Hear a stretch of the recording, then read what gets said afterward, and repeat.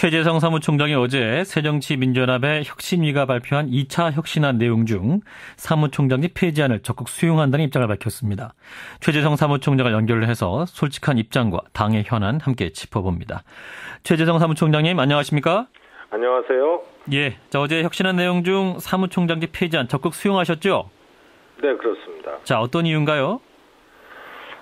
사무총장이 있으면 선거에 또 지고 사무총장이 없으면 또 선거에 이기고 그런 건 아니지 않습니까? 예. 그러나 논란의 중심에 사무총장 제도가 있었고 그것이 과거에는 문제가 없었는데 제가 또 사무총장 되는 과정에 많은 갈등이 있었습니다. 예. 그래서 사무총장제를 폐지한다는 혁신안이 나온 것 같은데요. 당사자로서 전체적인 혁신의 방향과 혁신안을 동의를 한다. 그런 의미에서 기꺼이 수용을 한 것입니다. 네, 사무총장직 처음 수용하실 때는 당의 헌신 그리고 혁신을 위해서 수용한다 이런 말씀하셨는데 한 달도 안 돼갖고 이렇게 이제 폐지되는 거 아니겠습니까? 좀 아쉬움과 서운함도 있으실 것 같은데요. 그렇지 않습니다. 이것이 혁신의 전체 내용도 아니고요. 예. 어떻게 보면 많은 갈등이 있었기 때문에 통합의 방점을 찍은 그런 안이 아닌가 싶습니다. 예. 그래서 또 혁신은 반드시 희생이 따르게 마련이고요. 또 그 희생이 자발적이어야 더 큰 공감과 의미가 있다고 생각을 합니다. 예. 그래서 이런 사무총장직에 연연하는 모습을 보이는 것은 옳지 않다 이런 생각이고요. 앞으로 더 큰 혁신을 위해서 그만큼의 또 더 큰 헌신과 희생이 또 기다리고 있을 것입니다. 그것도 마다하지 않고 당의 변화를 위해서 일조하겠다 그런 뜻으로 해석해 주시면 좋겠습니다. 네, 그리고 이제 어제 기자간담회에서는 이제 그 사무총장직 폐지안을 수용하셨습니다만 그 혁신위가 발표한 그 1, 2차 혁신안 내용에 대해서는 의견을 따로 밝히지는 않으셨어요?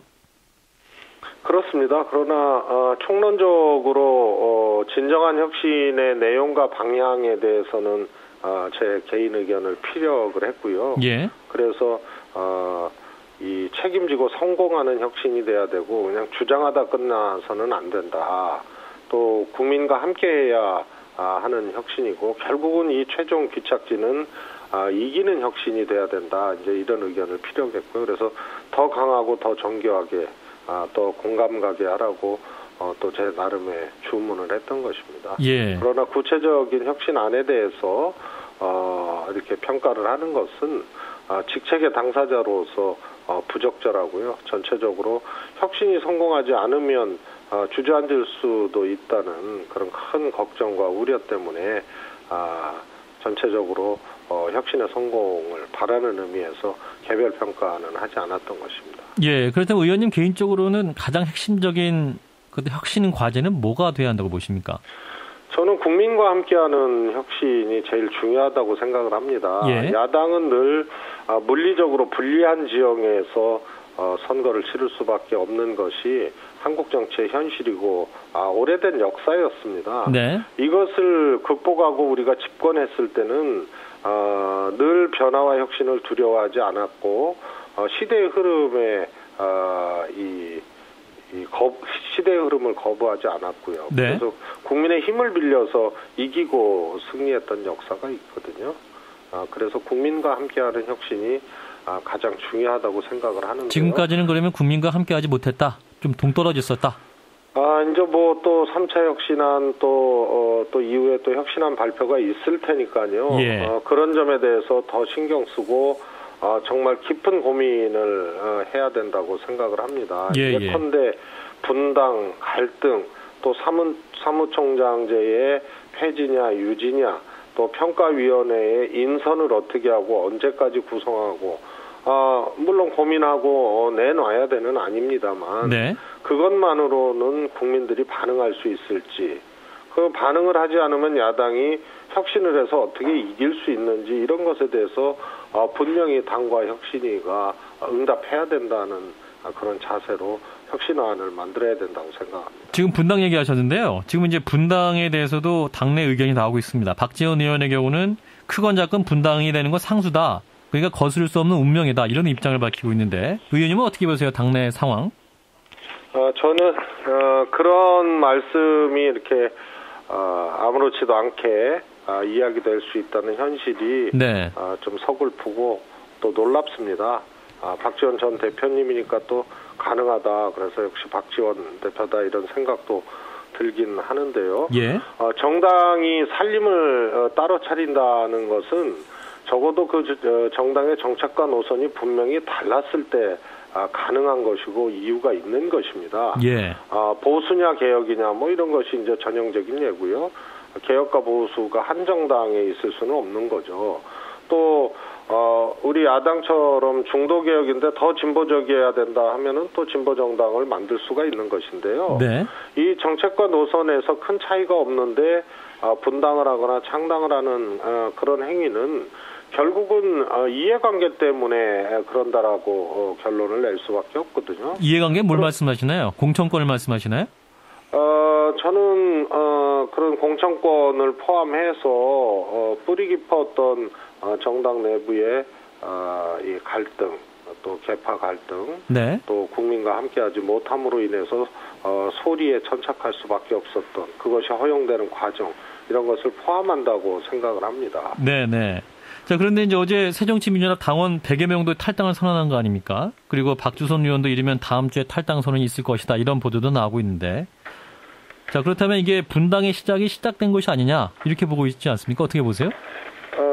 저는 분당이라고 이렇게 평가를 그렇게 언급을 하려면 적어도 현역 의원들의 구조적 이탈과 또 새로운 어떤 정당의 창립을 의미한다고 보거든요. 예. 그래서 당원 50명이 탈당을 했는데요. 그것을 신호탄으로 해석을 하기에는 무리가 있다고 생각을 합니다. 현역 의원의 이탈은 없을 것이다. 뭐 현재 없는 것이고요. 예. 이후에도 그것은 간단치 않은 사안이라고 생각하고요. 예. 중요한 것은 이런 당의 분열이죠. 분열을 통합으로 아우르고 또 분열을 막아낼 수 있는 유일무이한 무기는 적어도 야당에 있어서는 국민의 지지입니다. 네. 그래서 이 국민의 지지를 어떻게 획득할 것인가가 혁신의 주요 내용이 돼야 되고 반드시 성공시켜야 되는 이유이기도 합니다. 예, 이제 다른 인터뷰에서 이런 말씀하셨어요. 호남 신당 운운하는 건 부끄러운 일이다. 호남 유권자들이 용납하지 않을 것이다. 이런 말씀을 하셨는데, 하지만 최근 몇몇 선거에서는 호남에서 여론 이반이 일어나지 않았습니까? 그 천정배 의원이 무소속으로 당선되기도 했었고. 그렇습니다. 예. 새정치민주연합이 전통적인 기반이었던 호남에서 선거에서도 지고 또 이탈 현상이 확인이 되는 그런 상황까지 온 것은 잘못한 것입니다. 네. 그러나 호남 이탈의 원인이 전국적 정당, 강한 정당을 만들어서 집권해야 되는데 그 희망과 가능성을 제시하지 못하고 당내 분란에만 휩싸여 있는 모습을 보고 경고하고 회초리를 들은 것이거든요. 예.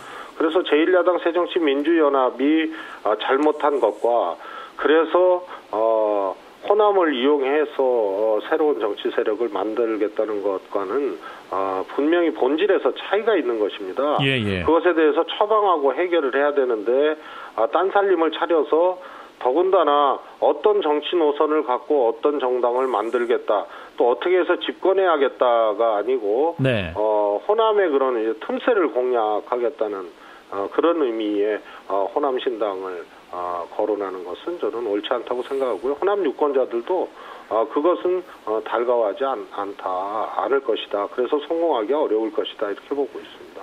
현실성이 없다. 이렇게도 보시는 거군요. 현실성과 명분이 없는 것이죠. 그리고 당 안에서 이기지 못하고 해결하지 못하면 예. 당 밖에서도 못하는 것입니다. 예.